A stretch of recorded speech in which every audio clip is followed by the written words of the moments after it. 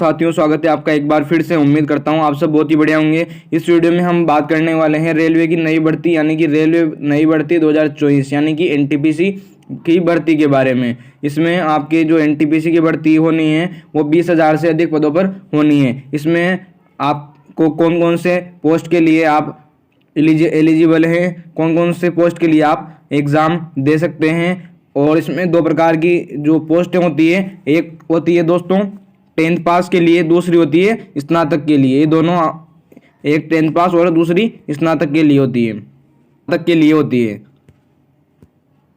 NTPC के अंदर बहुत सारी भर्तियाँ आती है। तो आप कौन सी पोस्ट के लिए आप एलिजिबल हैं, उसका सिलेबस क्या है, उसकी एलिजिबिलिटी क्राइटेरिया क्या है, उन सभी को ऑफिशियली डेट्स आपके नोटिफिकेशन रिलीज कर दिए गए हैं। उन सभी के बारे में हम इस वीडियो में बात करने वाले हैं। तो ये वीडियो आपके लिए बहुत ही ज़्यादा इन्फॉर्मेटिव रहने वाली है। तो प्लीज़ इन सारी चीज़ों को क्लियर करने के लिए वीडियो को एंड तक देखिएगा और चैनल को सब्सक्राइब करके बेल आइकन को प्रेस कर ले, ताकि फ्यूचर में कोई भी अपडेट आती है तो वो आपको मिलती रहे। और वीडियो को स्टार्ट करते हैं। पास जो स्टूडेंट है उनके लिए ये रहने वाला है। जो 12th पास जो स्टूडेंट हैं उनके लिए ये पोस्टें होती है, जिनमें आपके लेवल C2 से लेकर B2 इन दोनों के बीच में होती है। तो इसमें आपकी कौन कौन सी पोस्ट होती है दोस्तों, एक तो होती है आपकी junior clerk cum typist, account clerk cum typist और junior type keeper, train clerk और कॉमर्शियल कम टिकट क्लर्क। ये होती है आपके 12th पास जो स्टूडेंट होते हैं उन सभी के लिए ये भर्तियाँ होती है। और इसमें आपके लेवल 2 और लेवल 3 आपके होती है। और अगले हम बात कर लेते हैं जो ग्रेजुएशन जिनकी कंप्लीट है उनके लिए ये होने वाला है। जिनकी ग्रेजुएशन कंप्लीट हो चुकी है दोस्तों, उन सब के लिए ये पोस्टें निकलती है। इसमें आपके A2 से लेकर C2 तक सारी पोस्टें होती है, जिनमें आपके लेवल 4, 5, 6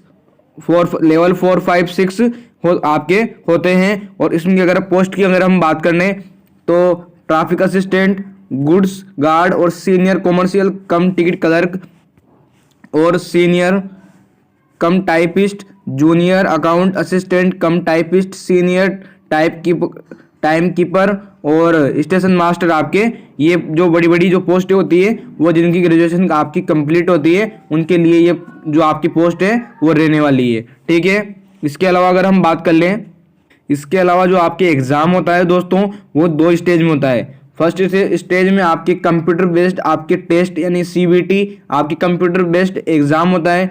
ये सभी जितने भी जो ग्रेजुएट होते हैं उनके लिए भी, जो 12th पास होते हैं दोनों के लिए ये जो एग्ज़ाम होता है CBT का वो दोस्तों कंपलसरी होता है। इसका जो एग्ज़ाम होता है वो जिसका एग्ज़ाम की जो ड्यूरेशन होता है वो 90 मिनट का आपको टाइम मिलता है। और 40 नंबर का आपके जनरल अवेयरनेस आते हैं, मैथमेटिक्स आती है आपके 30 नंबर की, जनरल इंटेलिजेंसी एंड रीजनिंग आती है 30 नंबर की।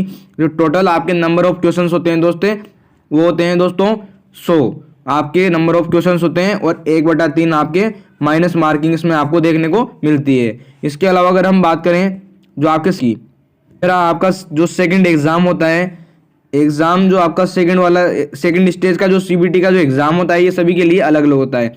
तो इसमें जो हर क्वेश्चन होता है वो कितने मार्क का होता है दोस्तों, एक नंबर का आपके वो क्वेश्चन होता है। और जिसमें आपके जनरल जो अवेयरनेस आती है दोस्तों वो कितने नंबर की, 50 नंबर की 50 क्वेश्चन होते हैं। मैथमेटिक्स के 50 क्वेश्चन होते हैं और जनरल इंटेलिजेंस और रीजनिंग के 35 क्वेश्चन होते हैं। और जो आपके टोटल नंबर ऑफ क्वेश्चन बैठते हैं दोस्तों वो होते हैं 120, ठीक है। इसके अलावा अगर हम आगे बात कर लें, आपके एक इसमें CBAT यानी कि कंप्यूटर बेस्ड एप्टीट्यूड टेस्ट होता है। ये कौन सी पोस्ट के लिए होता है दोस्तों,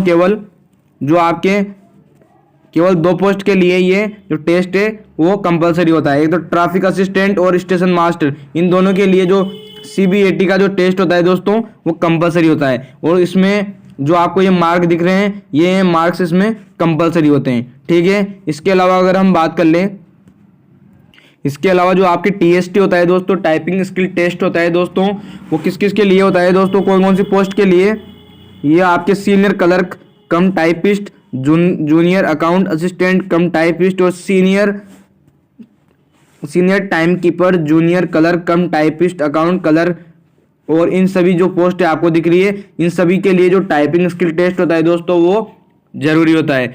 और इसमें जो हिंदी की जो टाइपिंग होती है दोस्तों उसमें 30 वर्ड प्रति मिनट आपके WPM यानी 30 वर्ड प्रति मिनट आपके होता है। और जो आपके इंग्लिश की जो टाइपिंग होती है उसमें 25 वर्ड पर मिनट आपके होता है। ठीक है, तो इसके अलावा अगर हम बात करें, इसके अलावा हम बात कर लेते हैं इसकी जो आपके इसमें फर्स्ट स्टेज होती है CBT की, वो कॉमन ऑल पोस्ट यानी सभी पोस्टों के लिए वो आपके कॉमन होती है। लेकिन जो आप ये फर्स्ट स्टेज का जो आपके पेपर होता है दोस्तों, ये इसी के आधार पर आपकी मेरिट निकाली जाती है और आपको उसी हिसाब से लेवल 2, 3, 4, 5, 6 उसी के अनुसार आपको ये लेवल मिलता है और इसी के आधार पर फिर आपके जो सेकंड स्टेज होती है वो आपको मिलती है।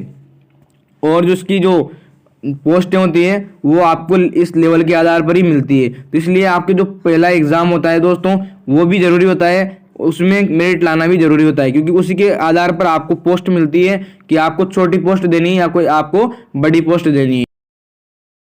मिनिस्ट्री ऑफ रेलवेज और रेलवे रिक्वायरमेंट बोर्ड के द्वारा जो जारी किया गया था, इसमें आप देख सकते हैं आपकी NTPC का non technical popular categories graduation यानी जिनकी ग्रेजुएशन कंप्लीट है वो किसका दे सकते हैं दोस्तों, लेवल 4, 5, 6 में आते हैं। और जिनकी ग्रेजुएशन कंप्लीट नहीं है वो जो ग्रेजुएशन जिनकी कंप्लीट नहीं है वो आते हैं लेवल 2 और 3 में।